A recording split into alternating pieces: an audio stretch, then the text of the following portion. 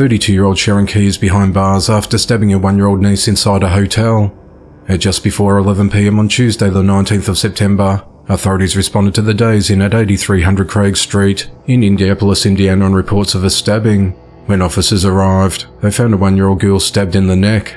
She was rushed to Riley Hospital for Children in a critical condition.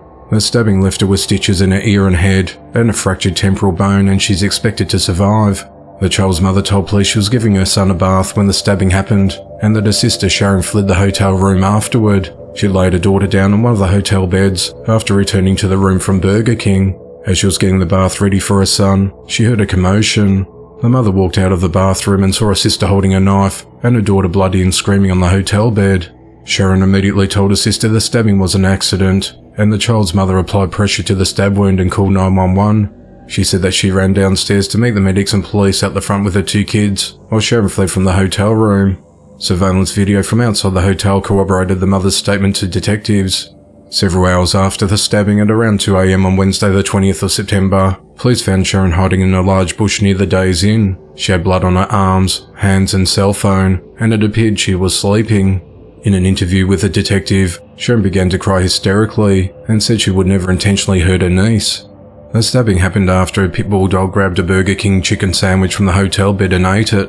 She said she tried grabbing the dog to get a sandwich, then it growled at her. She said she got angry, took out a knife and tried stabbing the dog.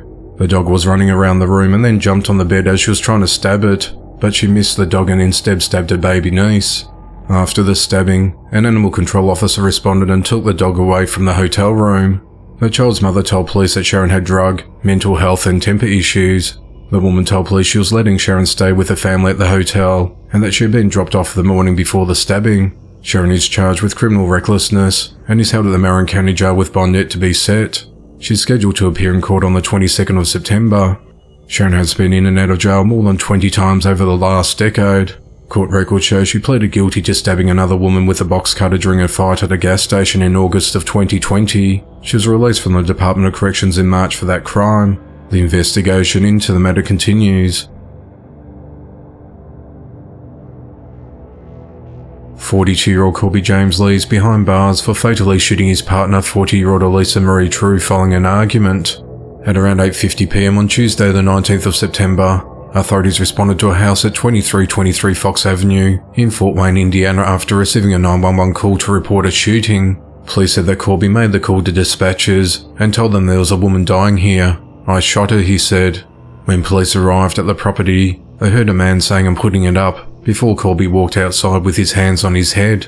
He then admitted to the crime again, telling police "I just shot her," before being detained. When officers entered the residence, they found Elisa unresponsive with a gunshot wound just outside the bedroom where the child was sleeping. She was pronounced dead at the scene. While interviewed at the police station, Colby told officers he was high on meth and that he and Elisa got into an argument, saying she just got done screaming and was walking away from me, and I turned around and shot her. He told officers that Elisa was not posing any threat to him at the time, saying he was angry. Colby is charged with murder and is held at the Allen County Jail without bond. The investigation into the matter continues. 2 women and a man are behind bars after an infant almost died after being bitten dozens of times by rats. At around 6:30 a.m. on Wednesday the 13th of September, authorities responded to a home at 1606 Linwood Avenue in Evansville, Indiana after David Shaunaborn called 911 to report his infant son was covered in blood and his fingers appeared to be chewed off. At the home, police found a bassinet filled with blood and rat footprints left in the blood. Medics transported the child to an Indianapolis hospital for treatment. The boy sustained at least 50 rodent bites to his forehead, cheek and nose, though the worst of the wounds were found on the toddler's right hand, where the fingers had been missing flesh from the top of them, leaving the bones exposed. The infant required a blood transfusion due to the amount of blood lost. Investigators said that David lived at the home with his wife, Angel Shaunaborn, and her sister Delana Thurman. Angel and David have 3 children, aged 6 and 3 years old, and a 6-month-old infant, whereas Delana has 2 children aged 2 and 5 years old. They'd all moved into the home of David's cousin. David and his cousin reportedly reached an agreement where they could live in the house rent-free, but in return they'd have to take care of the house. David told police he realised in March that the home had a major rat infestation. He put out traps and other bait boxes, but that wasn't enough. In a message to Terminix Pest Control, David said the house was completely overwhelmed with rats. A Terminix employee saw garbage bags in the yard and explained that would exacerbate the rodent issue. Delana told police that on the 1st of September, her 5-year-old daughter and David and Angel's 6-year-old daughter informed a teacher that their toes got bitten by mice while they slept. Delana said that Department of Child Services went to the home on the 5th of September, and she said that the marks on the kids' toes were probably just scratches from the bed frame. DCS went over a safety plan with the family and said they would return on the 14th of September. The family has past dealings with the DCS, including a claim from 2022 that a child was hurt because of lack of supervision. Additionally, there was also a claim that David had physically abused one of the children in June of 2023. Separately, a behavioural health service called Maglinga Home-Based Services worked with the family twice a week since the 15th of April. The case manager assigned noticed the home had trash all over the place, animal feces on the ground, dirty dishes in the sink and foul odours emitting from the kitchen. Over time, however, the situation began slowly improving. The case manager went to the home 4 days before the child went to hospital. On the 14th of September, Angel was charged with 6 counts of neglect of a dependent, David with 3 counts of neglect of a dependent, and Delana with 2 counts of neglect of a dependent. All 3 were booked into the Vanderburg County Jail. David and Angel are being held on $10,000 bonds, while Delana's bond's been set at $2,500. The 5 children were removed from the home and placed into the care of guardians.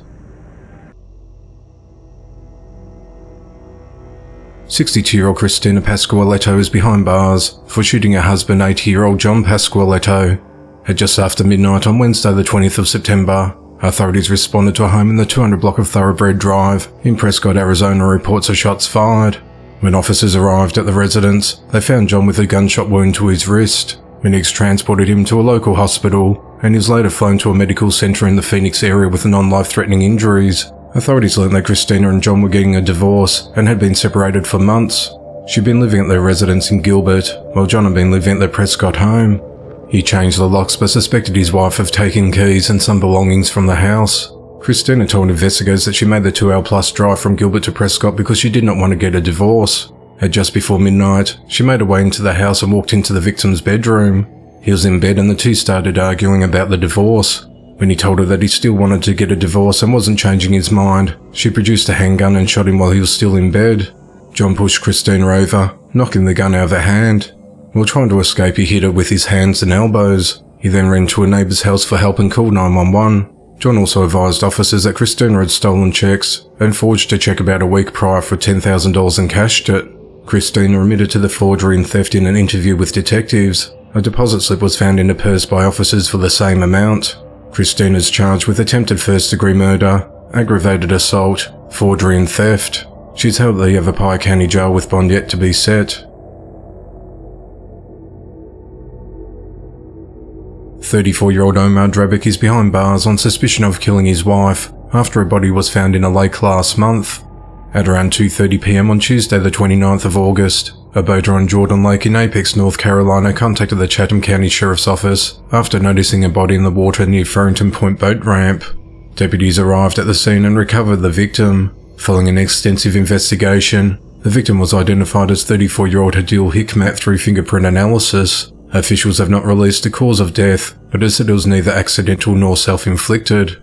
On the 8th of September, deputies carried out 2 search warrants, one at the couple's home at 736 Treviso Lane, Apex, and the other at 1916 Westcott Drive in Raleigh, where Hadil was known to frequent. An arrest warrant was issued stating that Omar threw his wife's body from a bridge and into the lake. On Tuesday the 19th of September, Omar was taken into custody on charges of first-degree murder and concealment of an unnatural death. He's held at the Chatham County Jail without bond. Authorities have not released a motive. Hadil was born in Iraq, majored in chemical engineering, and moved to North Carolina last year following a marriage to Omar. Her brother Forrest Hikmat, who lives in Istanbul, said his sister was so ambitious and so dedicated. He alleged his sister and Omar argued because she kept in touch with her relatives overseas. Forrest said he contacted authorities and reported his sister missing when she stopped returning his text messages after the 28th of August. "We lost our sister. We want justice," he said. The investigation into the matter continues. Police are searching for a 23-year-old man who's accused of exposing himself to schoolgirls. On the morning of Friday the 22nd of September, a group of 3 middle school girls were walking to the bus near 5th Street and Avocado Avenue in the Sanford neighborhood of Orlando, Florida, when they saw a man later identified as Gerald Wynn standing by a tree displaying his manhood and touching himself. The girls walked away, but Gerald followed them. At some point, Gerald grabbed a backpack belonging to one of the girls, which she removed so she could flee. The girls were able to run from the area and notify their parents about the incident. Based on the investigation, it's believed previous encounters with Gerald may have occurred in the area that had not been reported. An arrest warrant has been issued for Gerald for lewd and lascivious behaviour and attempted kidnapping. Sanford Police Chief Cecil Smith said that this type of behaviour is nothing other than disgusting. Our children should be able to walk to school and never encounter a situation such as this one, he said. I encourage anyone who knows of similar incidents to come forward. We need to get this man off the streets immediately, before he victimises another child. The investigation into the matter continues. 27-year-old Autumn Goodwin is behind bars for fatally stabbing 28-year-old Shauna Weems. At 12:38 a.m. on Monday the 18th of September, authorities responded to an apartment complex in the 1000 block of South Gilbert Street in Hemet, California on reports of a disturbance. When first responders arrived, they found Shauna suffering from several stab wounds. She was rushed to a local hospital, where she was pronounced dead. Investigators said that Shauna confronted Autumn and a man who were outside doing drugs near a bedroom window where her 3 kids were sleeping. The women started shouting at each other when Autumn pulled out a knife and stabbed Shauna before taking off in an RV. On Friday the 22nd of September, Autumn was arrested after officers served a search warrant in the 600 block of Vista del Monte, about 2 blocks away from where the stabbing occurred. She was charged with murder and is held at the Riverside County Jail with bail set at $1 million. The investigation into the matter continues. Authorities are investigating after 3 people were killed and another wounded in a shooting. The incident occurred at just after 10 p.m. at JTB Apartments at 8876 AC Skinner Parkway in Jacksonville, Florida. A group of 4 adults and a child went to the apartment complex to conduct a private sale of a dog. It's unclear if they were selling or buying the dog. Authorities said that a dispute ensued in the breezeway between the 2 apartment buildings, resulting in 4 of the 5 individuals being shot. Of those shot, 3 were killed, which included a 3-year-old girl who travelled there with them. Family members identified the child as Kaylee Marie Matthews. Police said that the 2 adults killed and the 1 wounded were all in their 20s. Their names have not been released and the condition of the wounded victim is unclear. Witnesses told police that 2 unknown men fled in a black sedan immediately after the shootings. Detectives have interviewed the 2 surviving victims as well as witnesses in an attempt to get more information about the circumstances of the shootings, including what the dispute was about. No arrests have been made to date, as the investigation into the matter continues. Police are investigating an apparent murder-suicide after a man fatally shot his pregnant girlfriend before turning the gun on himself. At 3:58 p.m. on Saturday the 23rd of September, authorities responded to the Cabello Crossing Apartments complex at 522 Hollow Creek Drive in Lexington, Kentucky on reports of a domestic disturbance. When officers arrived, they found 2 people outside with gunshot wounds. A woman identified as 23-year-old Christina Fikes was pronounced dead at the scene, while her boyfriend Sam Eunice was taken to the emergency room at University of Kentucky Chandler Hospital, where he was pronounced dead. 17-year-old Samuel Barlow, who was a witness to the shooting, told police he tried to intervene after seeing Sam grab and hit Christina outside. He said that she was screaming, "I'm sorry, babe," and he was like, "Why did you get caught cheating?" And she said, "I'm sorry," and he started yelling, Samuel added. When Samuel told Sam to stop, he refused, shouting at Samuel to back up before pulling out a gun and shooting at him and his uncle's friend. Samuel said he believes the bullet came close to hitting them but missed. As both men backed away, Christina tried to flee, but Sam caught her and threw her to the ground and shot her twice, and then suddenly shot himself. The shooting happened next to a playground and many children saw it. Christina was pregnant with Sam's child, and she was due to give birth to a baby boy in January of 2024. The investigation into the matter continues. Police are investigating after 2 men died and 1 was injured in a triple shooting outside a nightclub. At just after midnight on Monday the 25th of September, authorities responded to Teddy Jew's joint at 7400 Old Missouri Avenue in East St. Louis, Illinois on reports of shots fired. When officers arrived at around 12:15 a.m, they located 26-year-old Brian Hill of Bellevue across the street from the nightclub. He was unresponsive with multiple gunshot wounds, laying in the grass near the parking lot of Centerville Church of Christ. Medics took Brian to a hospital where he was pronounced dead. As police and medics were helping Brian outside the church, they learnt that 2 other shooting victims turned up at Touchette Regional Hospital nearby. Brian's friend, 38-year-old Jeffrey Payne Jr. of Cahokia Heights, went to the hospital in a private vehicle. He was shot once but later died. A third man was also shot but survived. He arrived in the private car with Jeffrey, but left the hospital before police got there. Police believe the injured man gave the hospital staff a phony name. Cahokia Heights Police Major Tony Tomlinson said the shooting appears to be connected to the nightclub. Jeffrey had been at the club before he was shot. He said that people gathered outside the club witnessed the shooting. The club, which featured Slow Jam Sunday, was still open when the men were shot. There were hundreds of people outside the club when this happened, he said. We got some calls earlier for minor disturbances, but nothing of this magnitude. Officers are working to pull surveillance video from the hospital, the club and the church. No arrests have been made to date, and the motive of the attack is unclear, as the investigation into the matter continues.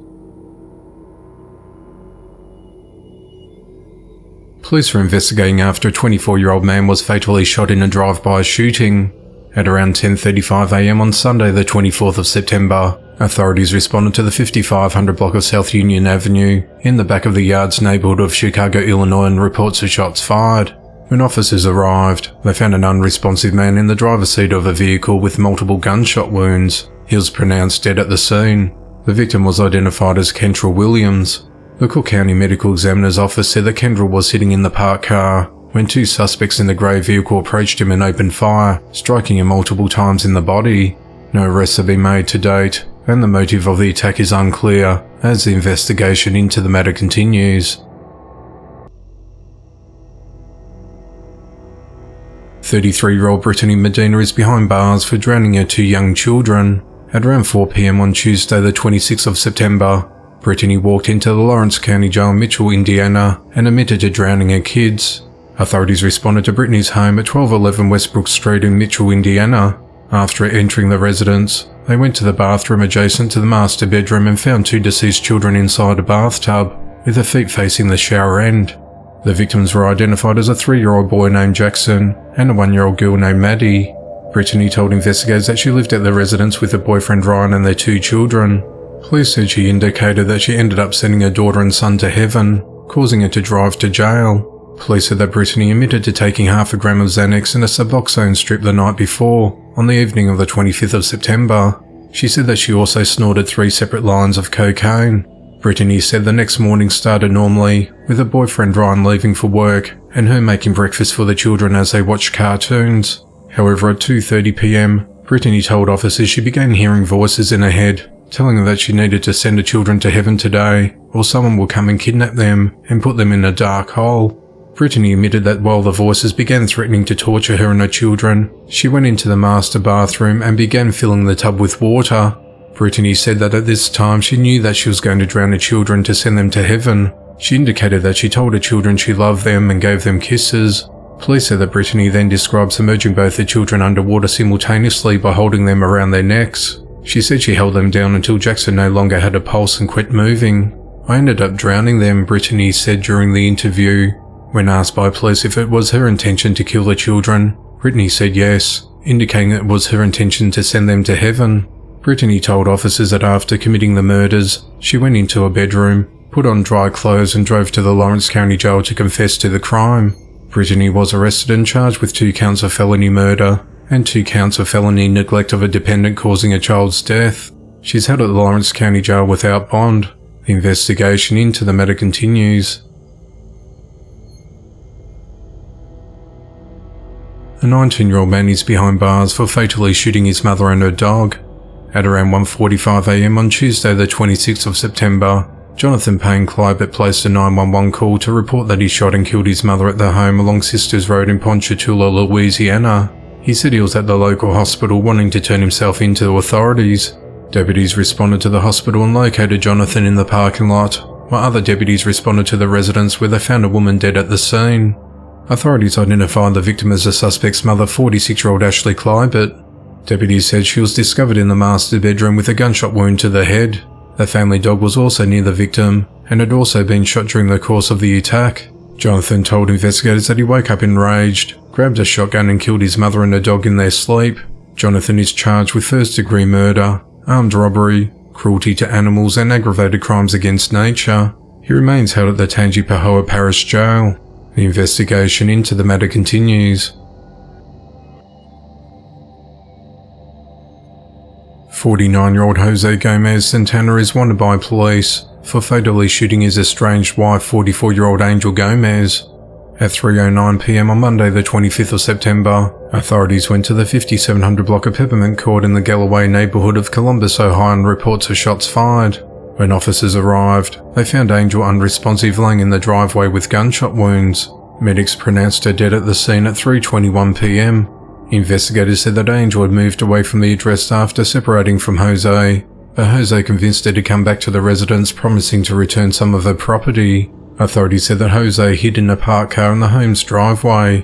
When Angel arrived, Jose shot her several times before running away. Authorities have charged Jose with murder and a warrant is issued for his arrest. Jose remains on the run as the investigation into the matter continues. 53-year-old Scott Gilliger is behind bars after attacking 2 women and a young boy. At 11:19 p.m. on the 25th of September, authorities responded to the 100 block of Crest Avenue in East Lampeter Township, Pennsylvania, on reports of a disturbance. When officers arrived, they tried to communicate with the people involved. Scott then fired 2 shots while standing about 30 feet away from the victims. No one was struck by the gunfire, and Scott retreated inside his home.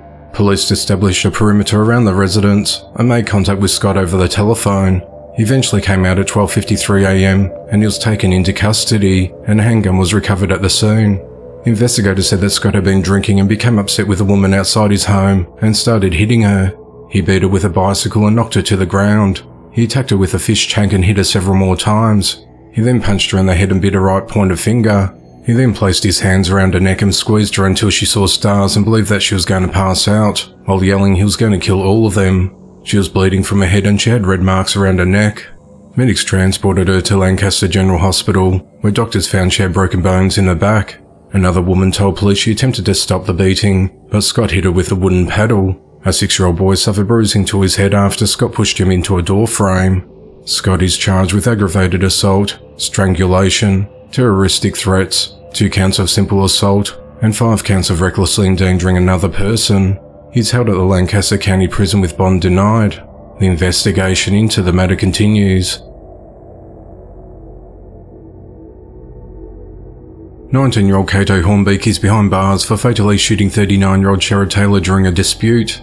At around 6 p.m. on Thursday the 28th of September, authorities responded to the 3400 block of Stickney Avenue in Toledo, Ohio, on reports of a man shot. When officers arrived, they found Sherrod laying in the parking lot next to Pete's Market in a critical condition with multiple gunshot wounds to his chest.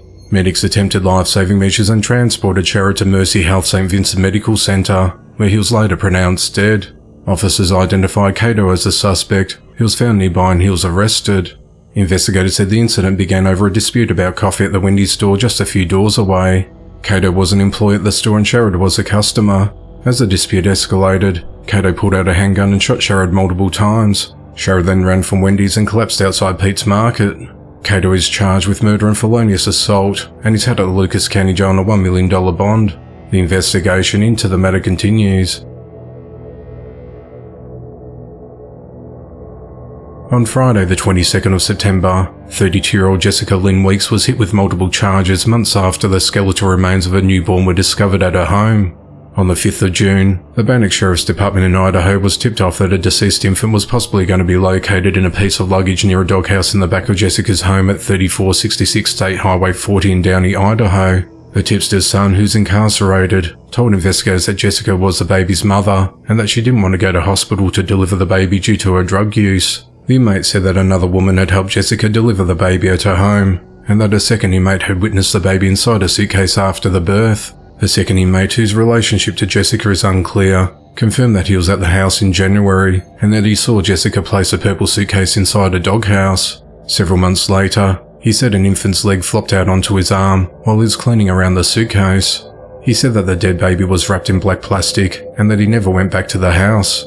Authorities learned of warrants for Jessica's arrest in Franklin County for possession of marijuana, meth, and intent to deliver meth, and on the 5th of June, obtained a warrant of their own to search Jessica's property. Investigators said they smelt the odour of decomposition coming from Jessica's backyard, before locating the purple suitcase in the doghouse, which was blocked with a tie and bags of trash. Detectives who opened the suitcase found skeletal remains and decomposing tissue, in addition to a blue baby blanket and multiple types of bugs. Jessica was found hiding during the search in a nearby shed, and she was taken into custody. Testing completed on the 16th of August revealed amphetamines and meth in the baby's system, and an autopsy indicated the infant showed no signs of bodily trauma. A friend of Jessica told investigators that in late January, Jessica called her for help because she was going to give birth. Jessica said that her water broke 2 days earlier, but she would not go to hospital or get outside help. A friend and the baby's head was stuck when Jessica insisted on stopping and having a cigarette during birth, and the woman said that Jessica was not really showing any interest in the baby. A friend said she tried to clear the baby's airway immediately after delivery, and tried to give the newborn rescue breaths for an hour before determining the baby had died. However, the friend could not confirm whether the baby was born alive. The friend said she put a diaper on the infant and placed the baby in the suitcase, because there's no other flat surface in the house to place the baby. Deputies described an extreme amount of clutter everywhere on the property. The friend said that she told Jessica and the baby's father that they needed to report the infant's death, and that she believed that funeral homes would provide free preparation for the infant's burial arrangements. The father of the baby told police he did not know Jessica was pregnant, had delivered a baby in the house, or had hidden the baby's corpse on her property. Cheek swabs from Jessica and the man confirmed that they were the infant's parents. Neither the friend nor the baby's father are facing charges. Jessica was initially arrested on her outstanding warrant. Then on the 22nd of September she was charged with felonies of injury to a child, failure to notify death and concealment of evidence. She's held at the Bannock County Jail and a bond's been set at $50,000. 27-year-old Kimberly Jo Hunt has been charged in connection to the death of a 4-year-old son, Dakota Williams, who died last year from exposure to narcotics. At 2:39 p.m. on the 10th of September 2022, authorities responded to a home at 212 Highmark Road in Shannon, North Carolina about a boy in cardiac arrest. When first responders arrived, they found Dakota dead at the scene. An autopsy conducted by the North Carolina Medical Examiner's Office determined that the boy died as a result of methamphetamine toxicity. On Wednesday the 20th of September 2023, Kimberly turned herself into the Robeson County Sheriff's Office with her attorney. Kimberly's been charged with second-degree murder and child abuse inflicting serious injury. She's held at the Robeson County Detention Center on a $1 million bond. A 22-year-old mother and a 26-year-old boyfriend are behind bars after they left her twin toddler daughters home alone and returned to find one of them dead. On Friday the 1st of September, authorities responded to a residence in the Hunter Crossing apartment complex at 4830 North West 43rd Street in Gainesville, Florida and reported an unresponsive 3-year-old girl. When first responders arrived, they transported their toddler to hospital where she was later pronounced dead. The victim's mother, Donria McLaughlin, told investigators that she took a nap when her boyfriend Sean Lee woke her up several hours later and they found the toddler wasn't breathing. Detectives, however, learned that the couple attended work that day and left the child and her sibling home alone for about 8 hours. During this time, they did not arrange for or provide care for the toddlers, nor were the children checked on. Upon returning to the apartment 8 hours later, the couple found the child unresponsive. Further investigation uncovered a history of prolonged abuse and neglect, where the children were beaten, leading to the death of one child and injury to the other. The surviving sibling received treatment at a nearby hospital that night. During the course of the investigation, the couple abandoned their apartment and fled state lines to Atlanta, Georgia, where they previously lived. On Monday the 18th of September, authorities located and arrested Donria and Sean. They're held at the Fulton County Jail and will be extradited back to the Alachua County Jail. They face charges of murder and 2 counts of aggravated child abuse and 2 counts of child neglect. Their bonds have been set at $4.5 million each. The investigation into the matter continues. 20-year-old Zoe Messenger was fatally shot by a 26-year-old ex-boyfriend James Norton before turning the gun on himself.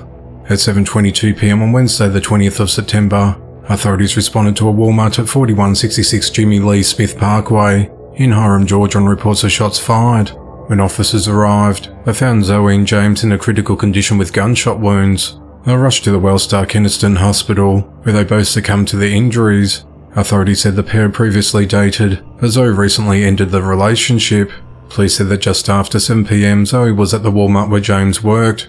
when he approached her in one of the store's aisles and started a conversation that did not appear to be angry or animated when James suddenly pulled out a handgun and shot her and then himself. Zoe had been in a relationship with James since 2022. In a Facebook post last week, Zoe announced that she entered a new relationship. Authorities said they found no record of any calls or reports about domestic violence between the two. The Hartford Police Department announced its deepest condolences to both families. 54-year-old Matthew Lucas is behind bars for beating his long-term girlfriend, 44-year-old Heidi Chase, to death with a hammer. At 4:24 a.m. on Wednesday the 20th of September, authorities responded to a residence at 92 Chase Road in Freetown, Massachusetts after receiving a call from a neighbour reporting that he had found Heidi unconscious. The neighbour said the woman was not breathing and was cold to touch. The neighbour told police that Matthew had been at the home prior to the call, but had since left on foot. Authorities found Heidi's deceased body with severe trauma to her face, blood throughout the house and a hammer saturated in blood that had hair on it. Matthew and Heidi lived at the home, which had been subdivided into 2 residences. Another couple lived next door. Witnesses told investigators that on Tuesday night, Matthew and Heidi had been socialising with neighbours and had been smoking cocaine and drinking.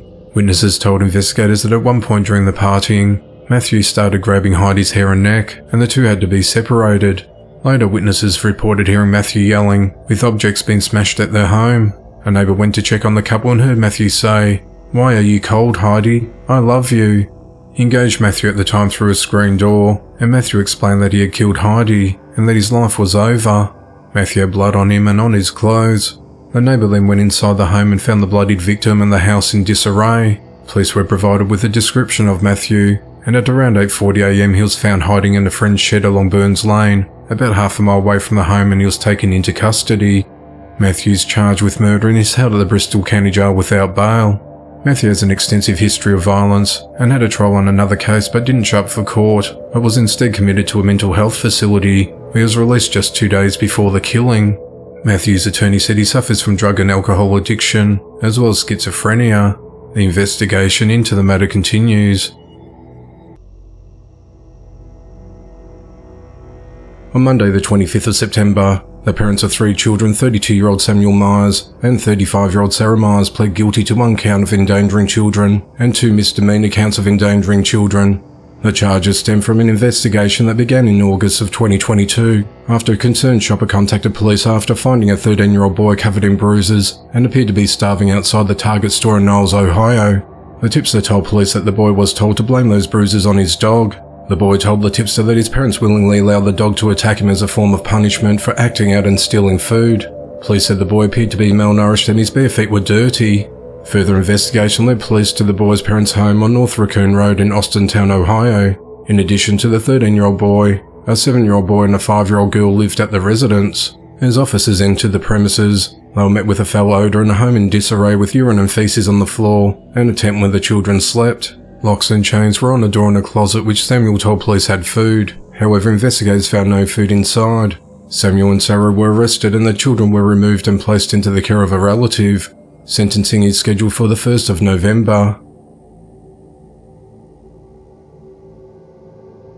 On Thursday the 21st of September 2023, 42-year-old Anthony Nardini was found guilty of attempting to kill his 24-year-old son with a sledgehammer while he slept. He was convicted of attempted murder, aggravated mayhem and assault with a deadly weapon. The incident occurred on the evening of the 19th of March this year, after Anthony and his son recently reconnected after being estranged. They were staying with family at a home along Lilac Lane in the unincorporated Santa Susana Knolls area, outside Simi Valley, California. The two had been in a physical altercation that had to be broken up by family members. Anthony left in his truck but later returned. When he came back inside, his son was sleeping on the couch. Anthony insisted that others in the home go to bed. Once alone with his son, Anthony used a sledgehammer he found on the property to bludgeon his son before fleeing out the back door. After hearing the force of the blows, family members rushed downstairs and found the victim suffering from severe trauma to his head and torso. Deputies who arrived at the home found a 10-pound, 3-foot-long bloody sledgehammer outside. Medics rushed the son to a local hospital, where he was placed in a medically induced coma for several days, but survived the attack. Anthony is due to be sentenced on the 1st of November and faces up to life in prison with a possibility of parole. He remains held at the Ventura County Jail without bail. A fight at a psychiatric hospital has resulted in the arrest of a patient after leaving his roommate permanently blind and disfigured after gouging his eyes out. At 4:45 p.m. on Friday the 22nd of September, authorities responded to a 911 call at South Florida State Hospital at 800 East Cypress Drive in Pembroke Pines, Florida, after 2 patients had been involved in a physical altercation. Officers were escorted by staff members to a secure room in the hospital and met with the suspect 34-year-old Ronaldo Bemiciolo. Authorities said that Ronaldo and the victim are court-ordered patients at the facility. The two were roommates and began arguing about a towel on the door when the dispute turned violent. Ronaldo punched the victim in the face and then dragged him to the ground. Once on the ground, Ronaldo continued to punch the victim and rip both of his eyes out of his sockets with his bare hands. Another patient who was walking past the room during the altercation noticed the bloody scene and alerted hospital staff, who broke up the fight. The fight reportedly lasted for about 7 minutes, and authorities were not notified until about an hour later. Immediately after the attack, Ronaldo was seen sitting on a chair outside the room acting nonchalant. The victim was transported to a local hospital with severe injuries. Hospital staff later determined that his eyeballs, which were placed on ice after the attack, could not be reattached.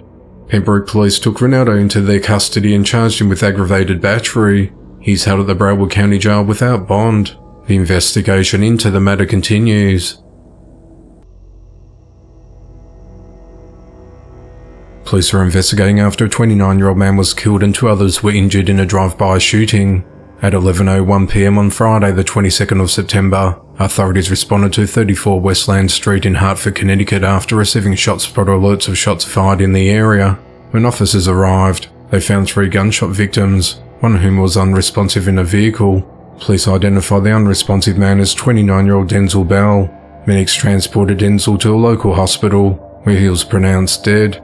A woman in her 40s and a man in his 30s were also found suffering from gunshot wounds. They were taken to a local hospital with injuries that weren't life-threatening.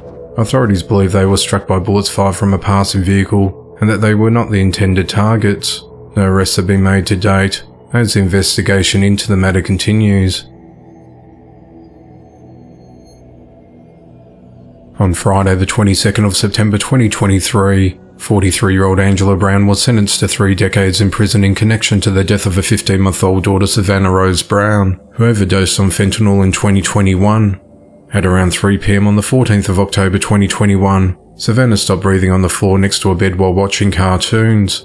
Paramedics were called to the home in the 8300 block of Newfield Drive in Fort Wayne, Indiana, where they found the child unresponsive. She was transported to hospital, where she was pronounced dead an hour later. Angela denied administering any drugs to Savannah other than over-the-counter pain medication or antibiotics prescribed by doctors. She said she gave her daughter amoxicillin for hand, foot and mouth disease and Tylenol for congestion and fever. She said she'd been able to quit a job and stay home full-time with Savannah after her father gave her $200,000. She said that she put Savannah down for a nap at the foot of her bed at around 11 a.m. that morning, and they both fell asleep. She said that when she woke up at around 1:30 p.m, Savannah was still sleeping and breathing, and she put a blanket over her before she went back to bed. At 3 p.m, she woke up and noticed her daughter wasn't moving or breathing and was cold to touch. Detectives found an empty pill capsule at the top of the bed, where Angela had been resting as her daughter was dying on the floor. The capsule had been opened and emptied, but the 2 halves had been put back together. Angela said she would occasionally open Adderall capsules and sprinkle the contents on her own food. The drug is used to treat attention deficit hyperactivity disorder. Investigators also noted where Angela slept with multiple layers of bedding. There were more than 40 burn marks, evidence that she smoked and passed out on the bed. An autopsy determined that the child died from a fentanyl overdose. A toxicology report also indicated the baby consumed amphetamines, methamphetamines and fentanyl. Investigators spoke with people who babysat Savannah in the past. He said the toddler would sometimes appear to be sedated after being in Angela's care. They said that Savannah's energy would improve dramatically after a few hours in their care. Investigators said that when Savannah was born, she spent the first few weeks of her life in the hospital's neonatal care unit because she was born with drug dependency. Her umbilical cord tested positive for oxycodone. Angela left the hospital with Savannah weeks after her birth, against medical advice to stay longer. Savannah was fed baby formula and not breast milk while in hospital, and Angela told police she continued to give her daughter baby formula after she brought her home. On the 19th of August 2021, 2 months prior to Savannah's death, Angela invited her friend 30-year-old Austin Neal to spend the night at her home. He was found dead in a garage the next day following a fentanyl overdose. When police interviewed Angela, they said they found old text messages from that man asking to buy pills from her. They said Angela messaged back offering to sell him perks, and he went over to her home. Angela denied selling any drugs to him. Officers said they found messages between her and several other people about buying and selling drugs.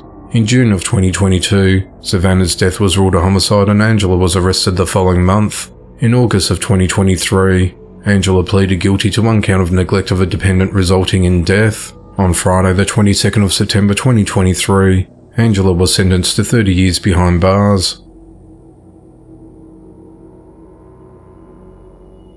A 39-year-old Ocala, Florida man is behind bars on multiple charges after soliciting a 13-year-old girl for sex.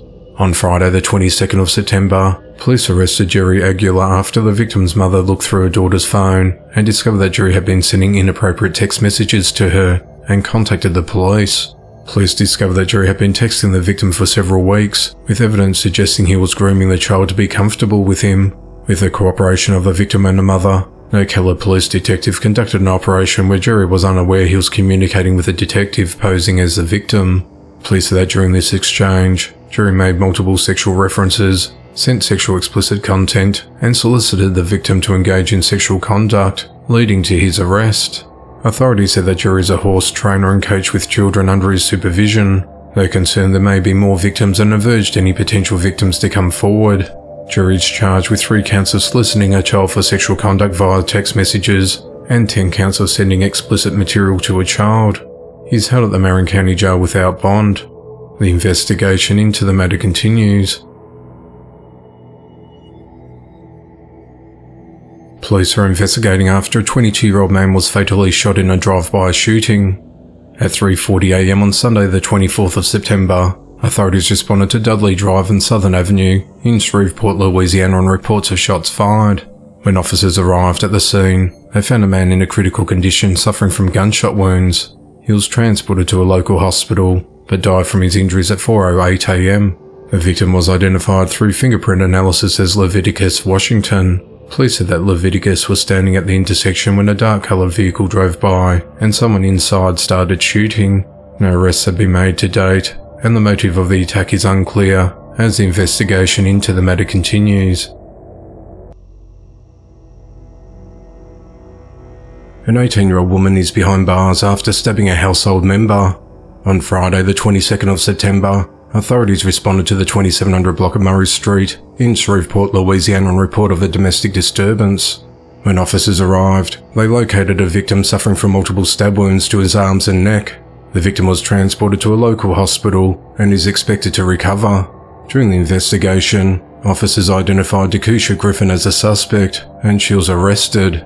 Authorities said that Dekusha was in possession of the knife used in the stabbing when she was taken into custody. Dekusha is charged with domestic abuse battery with a weapon inflicting serious bodily injury, domestic abuse battery with child endangerment, and 1 count of aggravated battery and is held at the Shreveport City Jail.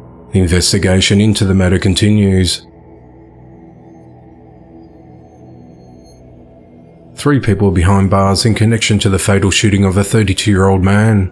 At 11:20 p.m. on Tuesday the 26th of September, police were called to Motel 6 at 853 North Military Highway in Norfolk, Virginia on reports of shots fired. When officers arrived, they found a man later identified as Christopher Ambrister in a critical condition, suffering from a gunshot wound before he died at the scene. As a result of the investigation, detectives have charged 21-year-old Gavin Kearney and 26-year-old Desiree Robertson with second-degree murder and use of a firearm, and 19-year-old Shanaisa Lyles with accessory after the fact. They're all held at the Norfolk City Jail without bond.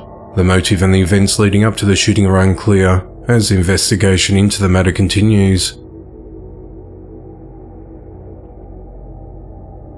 Police are investigating after a 27-year-old man was killed in a drive-by shooting. At 2:18 p.m. on Tuesday the 26th of September, authorities responded to the 4400 block of South Kedzie Avenue in the Brighton Park neighborhood of Chicago, Illinois, near the Liquor Armor store and reports of shots fired. When officers arrived, they found an unresponsive man on the ground with a gunshot wound. Medics transported him to the Mount Sinai Hospital, where he was pronounced dead. The victim was identified as Adam Marino. Authorities said that Adam was outside when someone drove up to him, and a person inside the car fired shots at him, fatally striking him in the chest. No arrests have been made to date, and the motive in the shooting is unclear as the investigation into the matter continues. On the afternoon of Tuesday, the 26th of September, 19-year-old Jamoria Britton was arrested and charged with killing 18-year-old Deja Hood.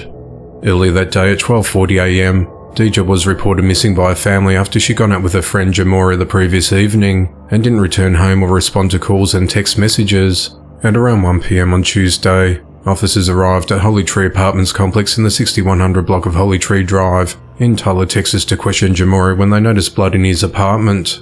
They later found footprints leading to Deja's body in a creek bed wrapped in trash bags, tape and a bedsheet behind his residence. While questioned by detectives, Jamoria eventually confessed to killing Deja and disposing of her body. He said he picked up Deja and a 1-year-old baby she was babysitting from her apartment Monday night so she could help him pack for a move. Once back at his place, Jamoria said he was alone in the kitchen and began thinking about his recent breakup with his now ex-girlfriend and grew angrier and angrier. He said that Deja walked up to him and playfully tugged on his ear, which is something his ex would often do. He said that this sent him into a fit of rage, so grabbed a glass wine bottle and whacked Deja on the back of the head with it, sending her falling backwards to the floor. He then punched and strangled her before using a hammer to hit her over the head over and over until the wooden handle snapped off.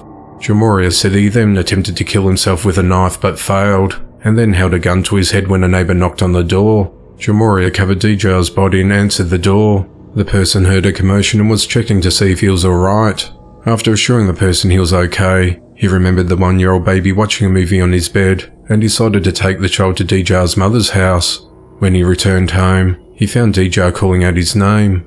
After realising Deja was still alive, he grabbed a knife and stabbed her multiple times until she was dead. Jamoria then wrapped and taped her body and carried it out of his apartment at around 3 a.m. on Tuesday when he saw a neighbour, which spooked him, so he threw her remains over a fence out of sight.